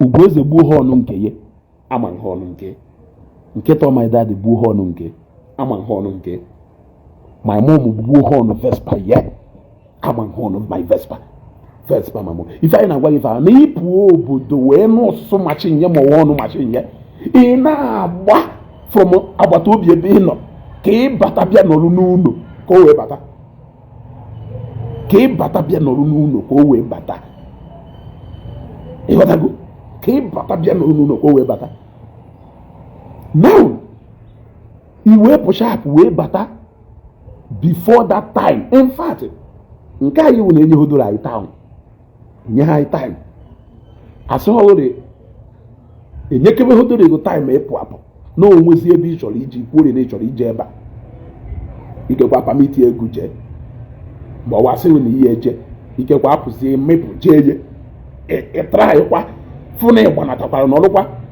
ka a ghara ịma n'ijerie ịghọtago kịtazi iwụrụ n'alụ an adult ka i were mara ife ọzụzụ ahụ enyerugwu mgbe ahụ nyerugwu epụ apụ etu a nọrụsọ nri ọ na-akụ ebe 5-6 gwa ndị mmadụ nna anaghị nabago na ịchọghị nọ n'ilo ka chi jie nwere onye ka nọ ya wụ ịbatala etu ọpịa ya tara ịnọ na yunivesiti ibeghu pụwa apụwa nna ese ya na ịchọghị ịpụọ na chi ejie na ịchọghị ije n'iwe nwere onye nọzidi ya na-eme ngụ jizi aka gụ based on that long training ị nwetalụ weruzi aka na-eregretizi your own time ị na-eregretizi your own time ọhọzi mmadụ na-agbaghị nna n'ebe dị otu a ejewu na yo n'ebe dị otu a ije eghe nna n'opere ebe dị otu a nna na ife a niile eme mana na ịsọpụzụ ide eme ya oge ọwụna na imewe ya oge ọwụna ọdụ bad na too much of everything do bad nwe ozi onye na-agwa gị mgbe ahụ ọkwọ ngụ jizi aka gị na-agwa ya onwe gị so the kind of training inye ịchọkwa mewe na nwa gị na-aya eti ya ife nwa awụ nwa ọha my mom na-ewere ịtarị bịa na school nọrụzie na nkọ wee gwazie principal or teacher nyapịakasị aga ka m gwa ya eziokwu isi na ba ya pụọ jebe akwụkwọ jee late my mom ya nụ ị na-eru na school ife my mom ife o ji wee bịa ebe ahụ ka ị ghara ije si fensi pịokpuo ma ka ị ghara ije si eluigwe apịokpuo ọ bịa ruo paakị go ịpụta ịfụ ha mechi nya obi amapụgo ịmara na problem adụgo ịghọtago o wee jee gwa ndị tisha na inweghị any reason not to come early because na ozi ụtụtụ ị na-eje edokiri ya na-enye tata ori ije jee ozi ya kwado akwụkwọ jebe akwụkwọ so ha jụọ ife kpatara iji wee bịa late ọkpata ọnana ọ nọrọ etu a ọ ya ekedokwa ịtara ya na mashin that is na ọ wụrụ na o buru ho mashin pịara ya ịtara ya ahụ wee jebe skuul ọ ya wee bụghị ebuo ọkwụ buru mashin ahụ na-apịa gị iwe na-aga ogbunitekwa ọfịkwa ya ọzọ ịlachapụkwa ọzọ ogbunitekwa ebe ị na ofịkwa ya ọzọ ịlachapụkwa ọzọ ntị n'iru skuul iwee bata ịmahụ na ya asụ efe akwụkwọ gị asụ iwee kwado n'ụtụtụ echie wee chọọ ka iyiri efe akwụkwọ ha wee jebe akwụkwọ ị ya asụchasị efe akwụkwọ ha ihe ewute mmiri ya na-agụsị agụsị wee jee skuul some of these things it will onye egbu nwa ya ọ ka ịkụzielu nwa ya ka ọ mara ife ahụ o sopozuru ịma ka o wee nwee ike wee cohabit with people in the future because your daughter or your son will not continue to stay or live with you. There must be a time on expire. They will now begin to exhibit that animalistic behavior. Will you be there now to save them?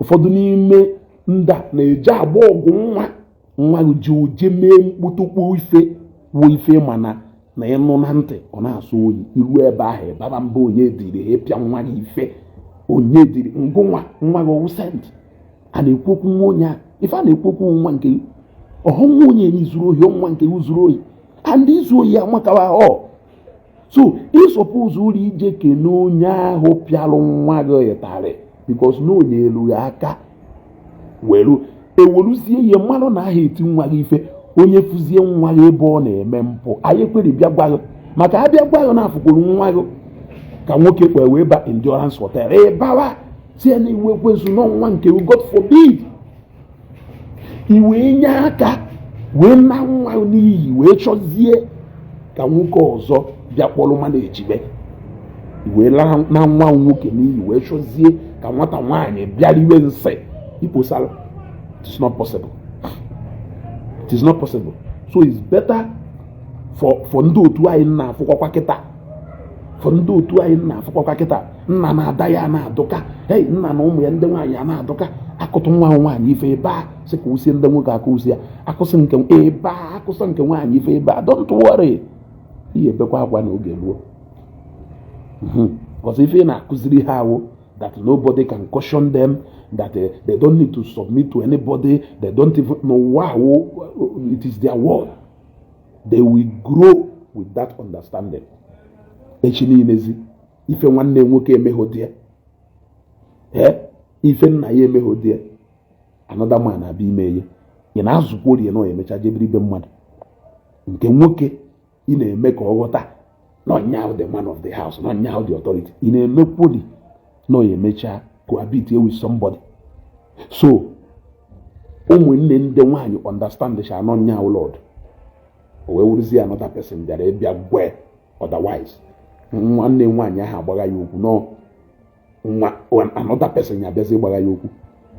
Some of these things will be history of ife a na-eme si wee bidocha.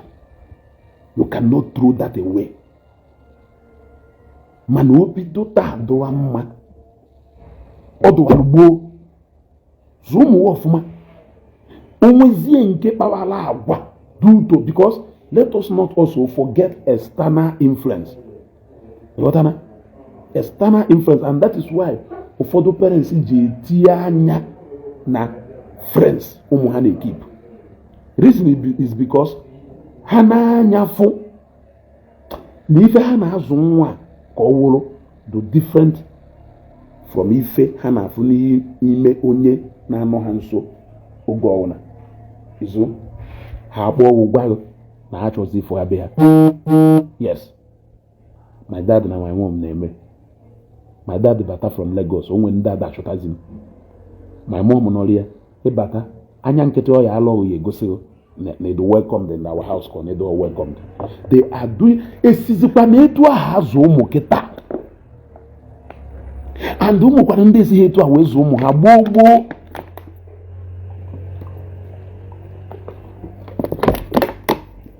I was trained into believing that it is not everything I want in this life that I must get. That was how I was trained. Even when those things are available in Africa, I was trained in such a way that it is not everything I want in this life that I must get. And don't help him today. Still no help him today. The man not wrong. Man, they train you in such a way that whatever you want, you get. Even what is right and what is not wrong. How are you going to cope? Look, let me tell you. As funny as it may seem, I'm on air when I'm on air when what I will eat, when I eat it, or whatever, is never and has never been a problem in my home. I'm telling you. As a matter of fact, if you know why we all happen to see where shop, I use me. Only sometimes man no kata ike agucham, ike ime even anything. Agucham. Don't you think that no nya go na bi n'uno? Nwekwa mgbe ya no kata feel we the same way nti se feel. Iche no why. So you reason on her behalf, knowing fully well that it is not everything you want in this life that you must get exactly the same day, the same time you need it. Sometimes it will feel good day ago, but because na circumstances surround that time, I possible for you to eat that ofeguse. You will manage ofokorodo or imuzieti na ula kiwe save kunyaho her own stress because you also feel the same way. But what if you were trained in such a way that you don't know, take no as an answer? That in this life, now whatever thing you want, you must get. What I want you way back after 9 to 10. We just see where we go for a good set. Makane the Lord of the God. I don't have any problem if she's cool with that. But I have a problem when it happens most times when she is not cool with that. That is how come here for wine. Ubrumbwa fi menanie no na kitchen no na si ofe no na si gono. Oho no yes di any but if they were programmed in such a way that they don't take no as an answer. So whatever thing you must do with them, it has to be yes, yes, yes, yes. The moment you say no, it becomes a problem. Do you also need me to tell you as a man that you are a wizard? You need to come back here. If I had that, TV. Mana on the Zoros here, on the Wunde, IJ, Ido Samuel, I greet you. On that Wunde, IJ blame because they did a very bad job. Only if they know the damage, thinking that they are showing you love. Yes. You are not a good father or a good mother. Because sometimes, if I actually yes, they don't need always to be getting yes, yes as an answer. So, the best form of showing your kids love is by providing every single thing they need. Who told you? Another way of showing them love is by providing exactly what they needed and not what they want. He provides shagolo if any nation on what. So you need to start by that time to show them if I have to see like in economies. Scale of preference so that they can grow by that principle. They will always have an opportunity to check between 5 things and choose the 2 that are very necessary. That is it. Or here's an animal, an animal, property, Ijechu from what I want. Jeriego, Buteka Modebe, Buefiten. Weapon what I want, waitina, no Koyada boy, baby. Eh? More ways over a mannerless and when you sell to chair, you just go from work a bully a beer, send your manage. Eh? Actually, intimidate woman. On a Josin job, no 1 or 2 mannerless people meet here. Madonna Basso has. Hamit is young with her, a back on Anna Jonjo, Mama Baba. Diana Buzo, boom with her before they join the call her, a malole no what if a name. You ought to go. If a madam hold or other, can you give what you don't have? You can't give what you don't have. And that is why ye differ for doom woke. Or better, na family mother, for being working on a kitchen is in or not a cosiana. Or take a son and look at a malo. Look at how ne malo. It was a good or hey malo. Mana what are Montuis Wezo Azro in such a way that nay what alo. Listen to exclusively reserved from wine. Buying will mbelu a case in me day na timetable mappe day na kitchen uno shiai. Hama gwara no na e wele kwe. Eke isi nni mapa de na timetable unu ochie anyị eso nketa ụbọchị m na-esi nri ụbọchị ahụ wee sie m nne serve onye ọbụla and my mom mela ya in such a way just like nke obere nwa ya uzi obere nwa anyị kịta ịma na mgbe anyị niile bịa bachazie school nọrụchazie ya nọkewere ụlọ n'onye na my mom nọzie nke ahụ sef amụghị m na olugoli gaa amụọlị m na olugoli 14 years ka ọgụnụ wee na-emerụ my mom ụfọdụ ife na kishin o sielu ọkwụ nwoke o simesichaa ya ntụ isi site ibupụta ya na-erie the only thing ọ emewu ọwụ na itinyere ya n'ọsọ nwoke isie nnu bupụta na ike eje kpolu ewu chọvel malụ nnu ọwụ na aja adụ na ya ọsọ na ike eje wolu wheelbarrow kpolu aja bịa kpoikpuo na ya ma na etu ọwụ na isi wee site nri ya ọ ya erie lacha aka isi wee ntene do perfect ọ ife o mere anyị. So it made me not to really understand that na isi nne iwu just ọrụ ụmụ nwaanyị. I believe no onwe so many things my wife here melum got beyond this in me. Yes, if you don't know, her aim is not to come and be cooking my food, washing my clothes. There are more, because I know that those things I can also do them. Yes, Azurum in such a way, Azurum in such a way that I know that some of these things cannot be a problem to me.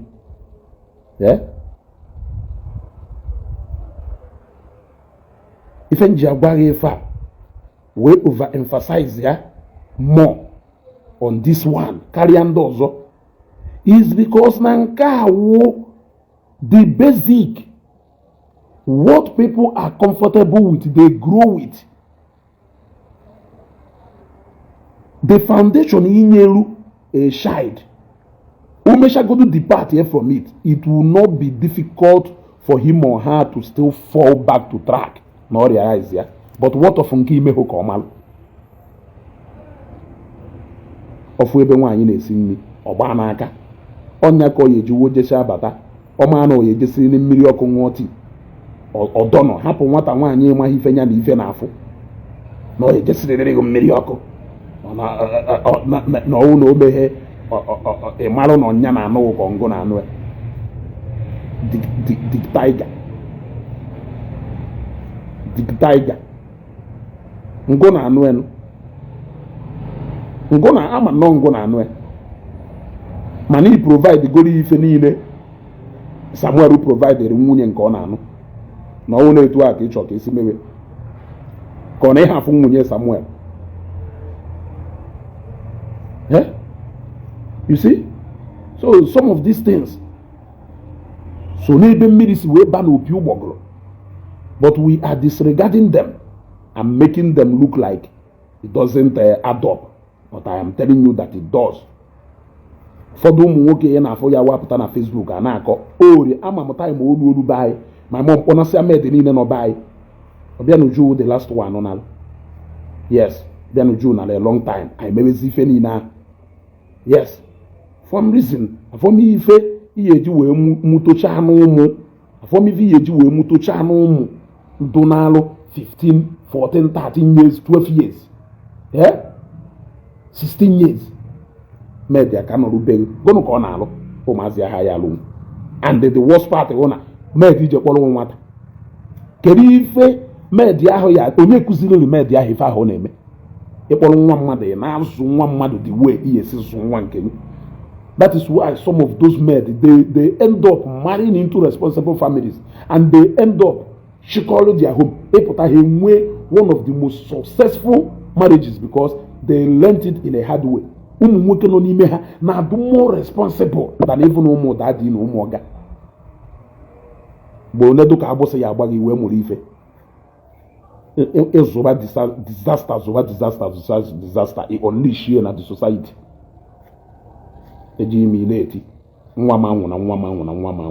Don't worry. Nwa ga ya mecha nwa ebifere ya no make self iwe ghọta ife imele onwe ịmụta dị mkpa na nwa agbọghọ ichekpọrọ obere nwa ọ na-alụzi umed ọ na-alụrụ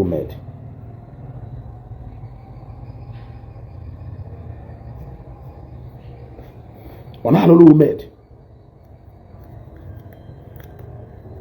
ngụnwa wụrụ na-etu a ka esi wee zoo ife a na-egwu a na-atakasị gị anya iche na-emerụ gị ife ọma ma ọ na-ogbugbu ka egburu gị egbu, thinking that they are showing you love.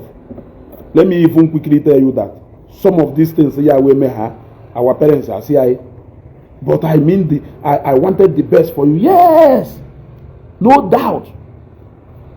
They really wanted the best for you. They really wanted the best for you. But that is not what you need. Yes, that is not what you need. The way you want. Train that child according to community standard. Or if you mark azoka na-eme enwe community standard. So mark azoka actual hockey ịbata na app here with your own standard of how you live your life. He set up a standard according to community standard. Very well accommodated by everybody. Yes. All to mark is we set it up. Dalo, Kara Jane. On to mark is we set it up this come. So according to his nature. How will that child fit into the society? Nke nwanyị ahụ na-azụ etu isi wee chọọ ongo ya anọ nwoke ya bịa nụ nwoke ahụ must that nwoke be you? Ị na-azụ nwoke nwa nwoke especially ndị ahụ ofu nwoke ịghọtago amahụdị ife wụle na ụfọdụ n'ime ha azụrụ ha in such a selfish way. In such a selfish way. Ha unleash a disaster on nwa mmadụ.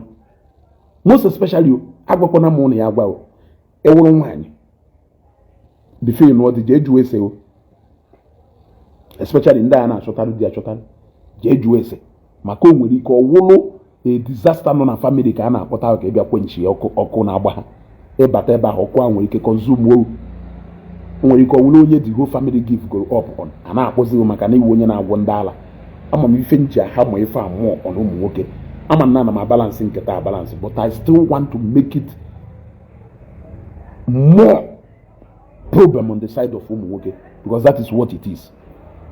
That is what it is. Whatever thing you make here can be avoided, and I have so many ways I can avoid it. I have so many ways I can avoid it. It can be avoided. QED. Don't wait for the day. It can be avoided. If I do it tomorrow, blame me also because it is still not right. It is still not right. And still blame me and count me in the group of those people who name. Yes, that is it. What is right is right. When we take notice of all these things, marital or domestic VV will be reduced. It will be reduced.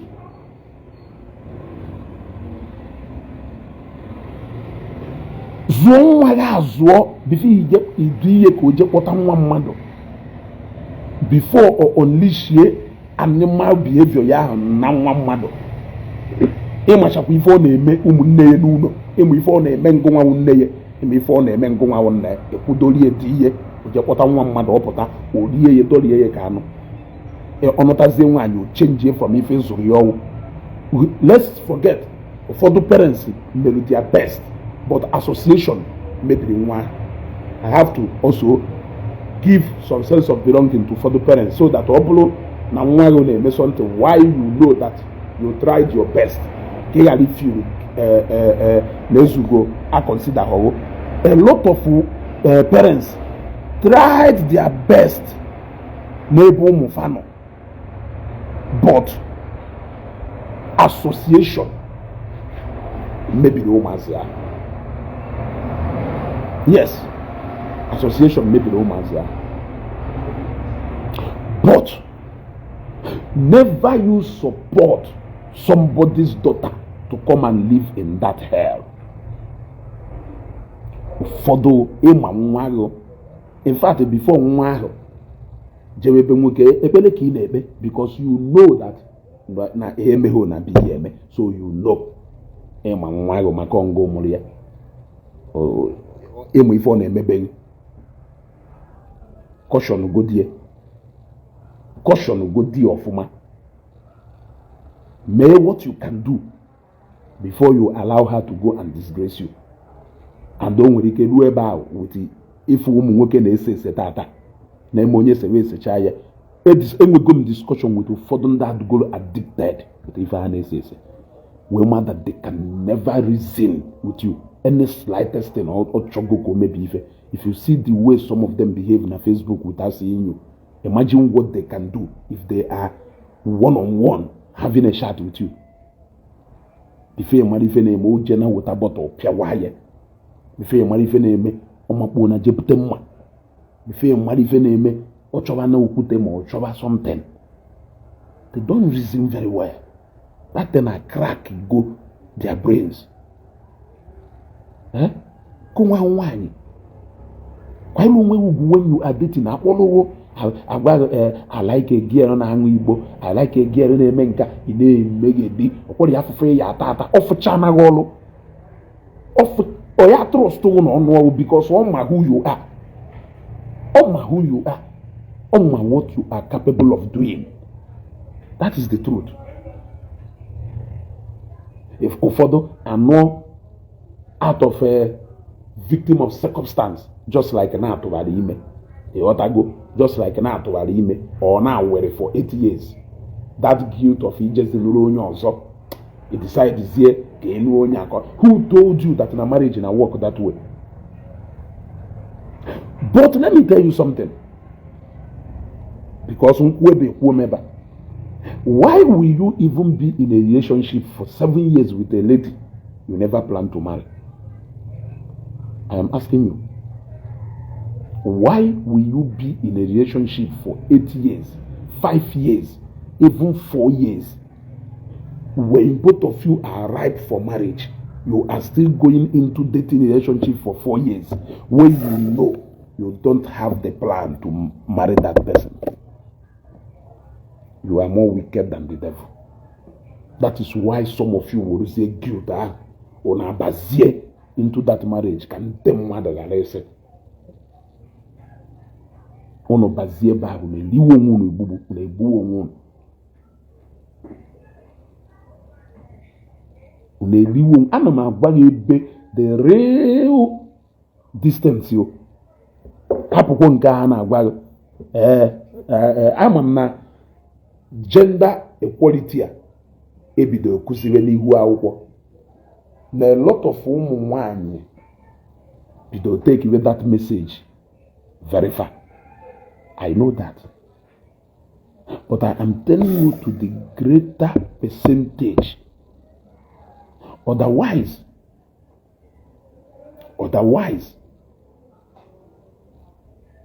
let me not say that. I'm an ụfọdụ ụmụ nwanyị bido take away message ahụ so serious. Then ụfọdụ ụmụ nwoke take away so serious in the sense that na ọpụtazi ọgwa na ọwụlụ na my house, na ọwụlụ na my house.